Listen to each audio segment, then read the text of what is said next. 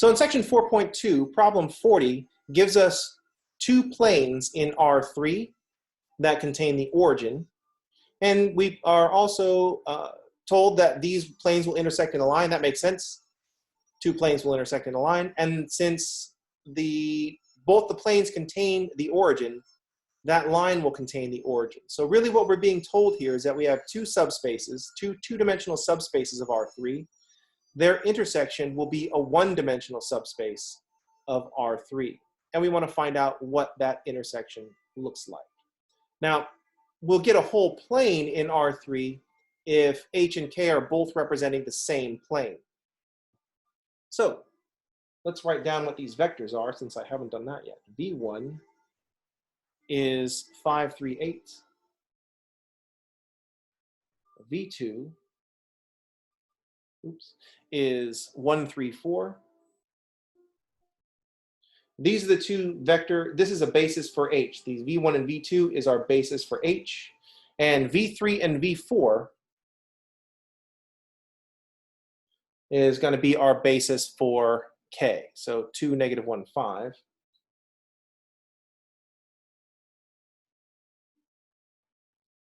0, negative 12, negative 28. So these two vectors are the basis for K. So up here, we have a basis for H, and then V3 and V4 will be a basis for K.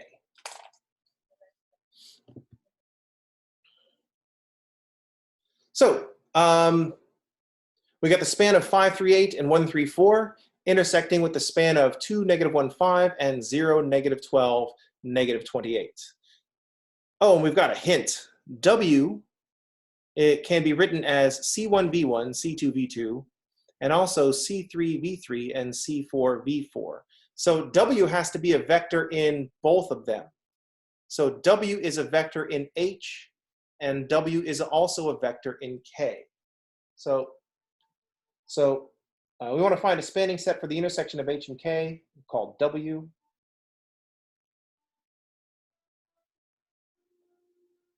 Got to name that. But what we want to note is that W is in H and W is in K. So W is a linear combination of V1 and V2, and W is a linear combination of V3 and V4. Since, well, I'm just going to write the hint down. Since W is in H,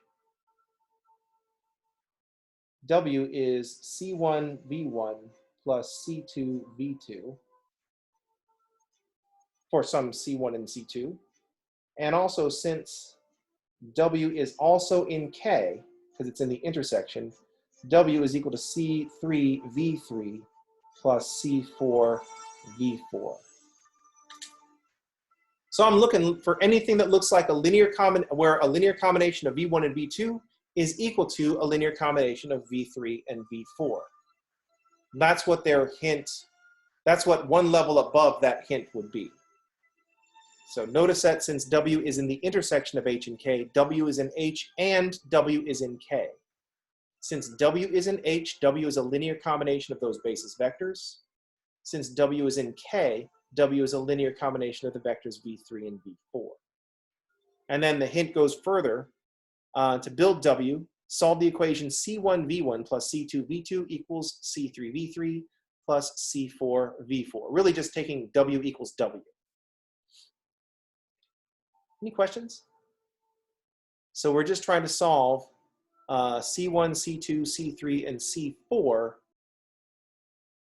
where we're just trying to solve that equation. The way we can think about this is if I want to solve, say that two things are equal, I can also show that their difference is equal to 0. To show two vectors are equal, we can show that their difference is 0. To show two vectors are equal,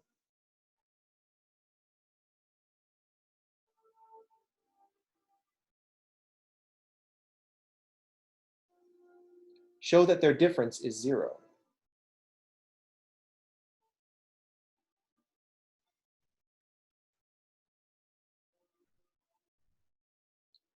If we want to show two things are equal, we could subtract them. And if we can show that their difference is 0, then we will prove that they are equal. And that's the strategy we want to take here. We want to show that C1V1 plus C2V2 is equal to C3V3 plus C4V4. And we can show this by saying that C1V1 plus C2V2 minus C3V3 plus C4V4 is equal to 0. And now we are looking for the solutions to a homogeneous vector equation.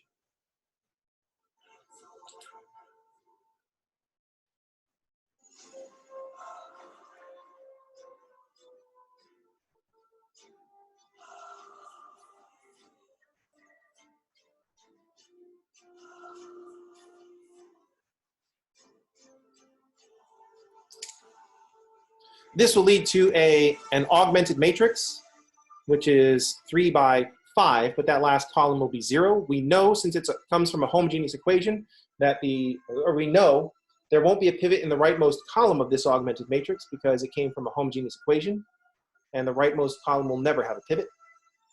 So we know we're going to get a solution. Any questions? So that's what we're going to do in 40. We're going to set up an augmented matrix with V1, V2, essentially minus V3 and minus V4, and then find a non-zero solution. Can actually just do V1, V2, V3, V4, and we'll just have our W going in the opposite direction. That's not going to be a big deal. Any questions? Cool. So we're going to use the augmented matrix V1, V2, V3, V4, 0.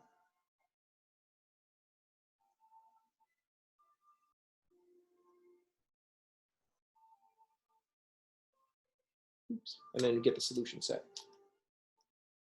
See, nothing new in chapter 4 except for the setups.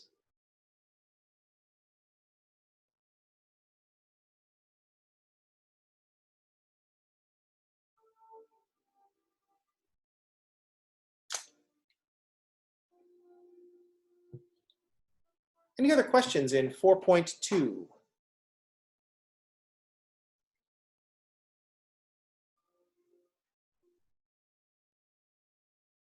So in problem 30, we want to prove that the range of T is a subspace of W. So the range of T, I'm going to switch pages.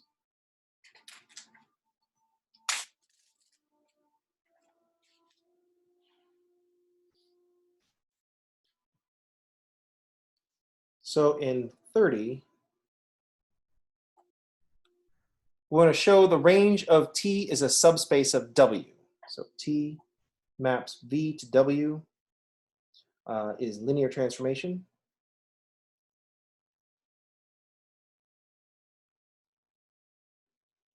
Show that the range of T is a subspace of W. So we have to be specific about, I didn't write down a specific answer to problem 40. I just gave you a roadmap that will lead you to the answer.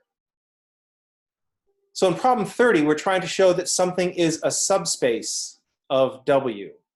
So we have to show 3 things. It contains the 0 vector, it's closed under vector addition, and closed under scalar multiplication.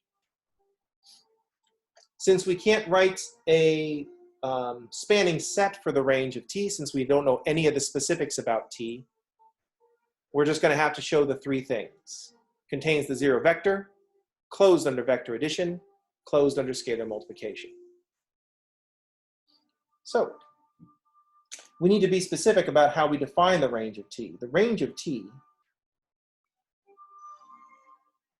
is the set of all images of something in V. So it's the set of all vectors, let's say W in W, such that W is equal to T of V for some V, vector V in the vector space V.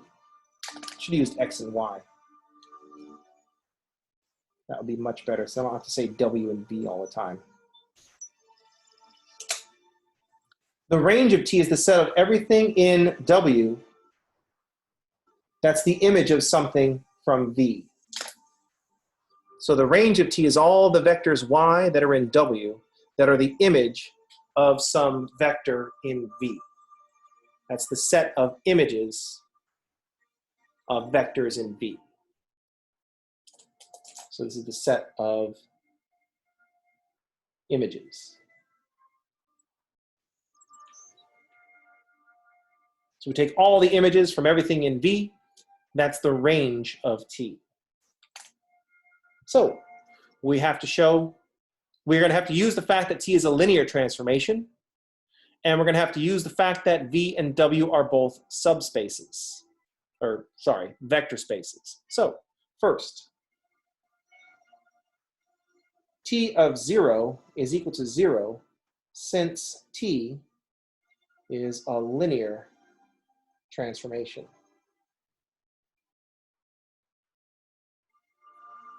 Therefore, 0 is in the range of T. The 0 vector in W is the image of the 0 vector in V, so the 0 vector is in the range of T. We should note that this 0 vector is the 0 vector in V. I missed my arrow. And this 0 vector is the 0 in W.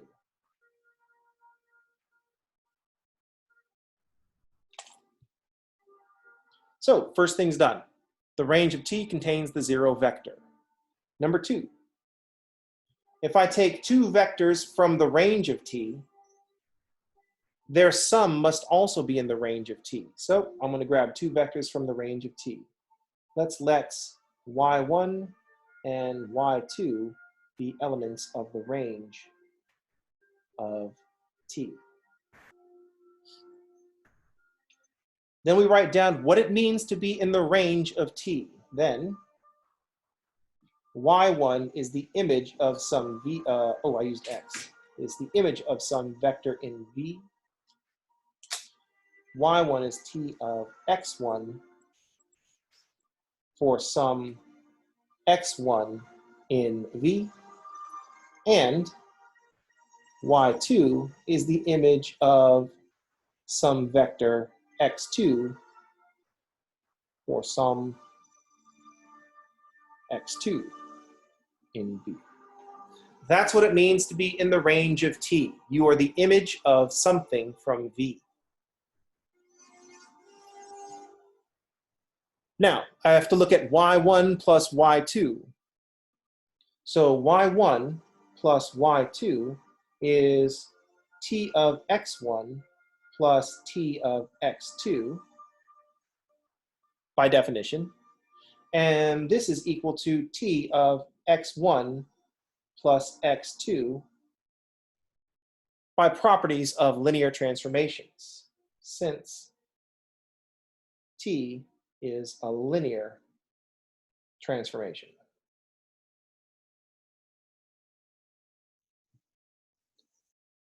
So since T of x1 plus T of x2 since T is a linear transformation, T of x1 plus T of x2 is equal to T of x1 plus x2.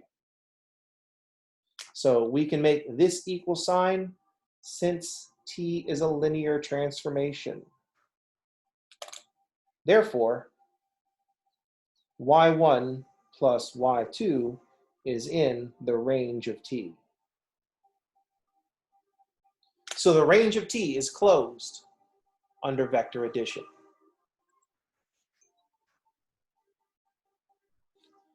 Yes, it is. A transformation is linear if it respects linear combinations. The image of a sum is the sum of the images. The image of a scalar multiple is the scalar multiple of the image.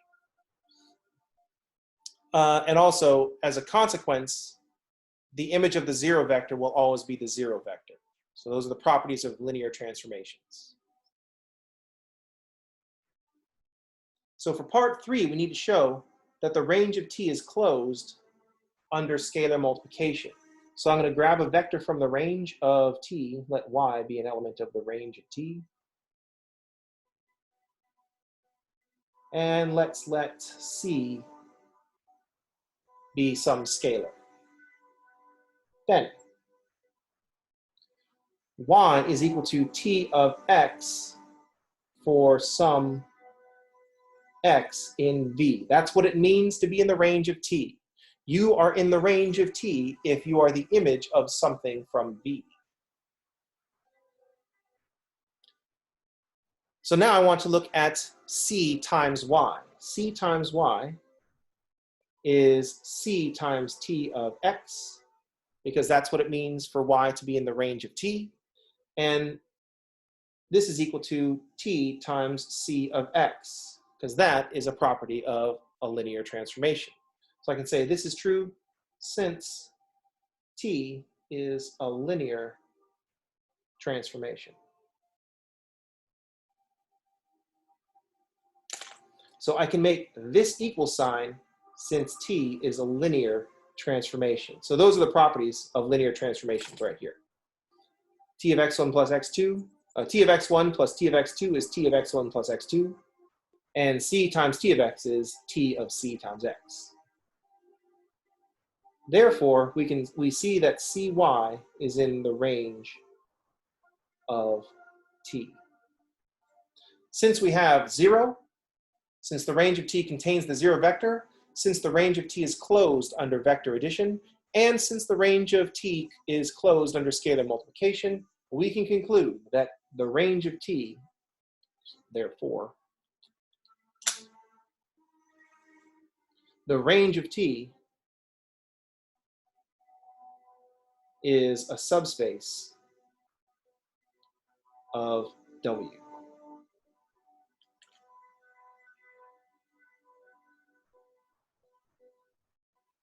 Any questions?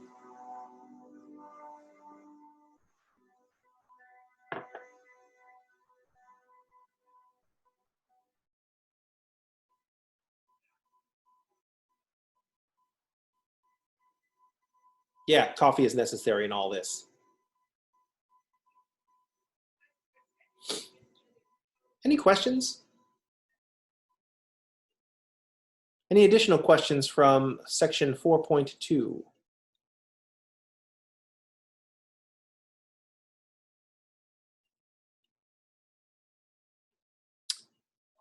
So,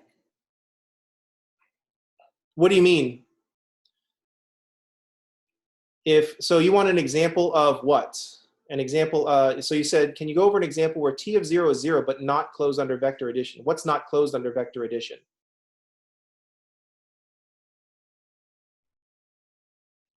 So if you want to show that something is not a subspace, you could show that the sum of two vectors is not contained, but that has nothing to do with t of 0 is equal to 0. That's a linear transformation. Closed under vector addition is something where we're talking about a subspace. So if you want to show something is not a subspace, let me look for an example up here. I think this section contained an example of 12. If we look at problem 12, 4.2. We've got this vector space, 3p minus 5q. 3p minus 5q, and then the next entry is 4q. That's a funny choice. And then p, and then the last entry is q plus 1, where p and q are real numbers. Here's an example of something that is not a subspace. So the reason it's not a subspace is, well, there's lots of reasons. But this plus 1 is what's going to mess things up. So H is this H, I'm going to name it. This set H is not a subspace shortcut is this +1 is going to mess things up. So in particular, this does not contain, this is not going to be closed under vector addition. If I take two of these vectors, if I take one of these vectors is, say, 3p1 minus 5q1, and then 4q1, and then p1, and then q1 plus 1. If I add this to a vector 3p2 minus 5q2, 4q2, it's a very aggressive example, p2, and then q2 plus 1, I end up with 3 times p1 plus p2 minus 5q1 plus q2, so that's all going to be the same. But what we're going to end up with down here is q1 plus q2. And that's fine, because those are two things from the h. But then it's going to be plus 2. And because this plus 2, this is not, the sum is not in h. Because things down here look like +1, and this has a +2 in it. So not closed under vector addition.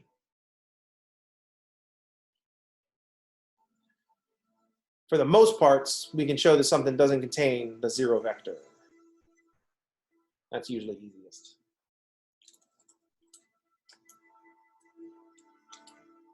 Any other questions in 4.2?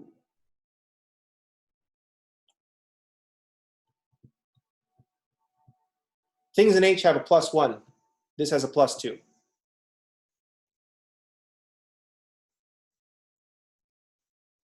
I want things to end in a +1. This doesn't end in a +1. We can't show that this is the span of a set of vectors because it's got that constant. This is not y equals m times x. This is y equals mx plus b, and b isn't 0.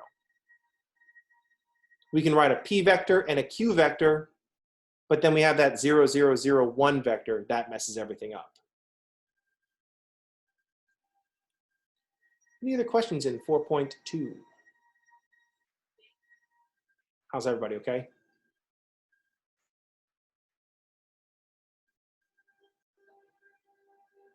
All right, let's pause the video on 4.2 and we can talk about the next section.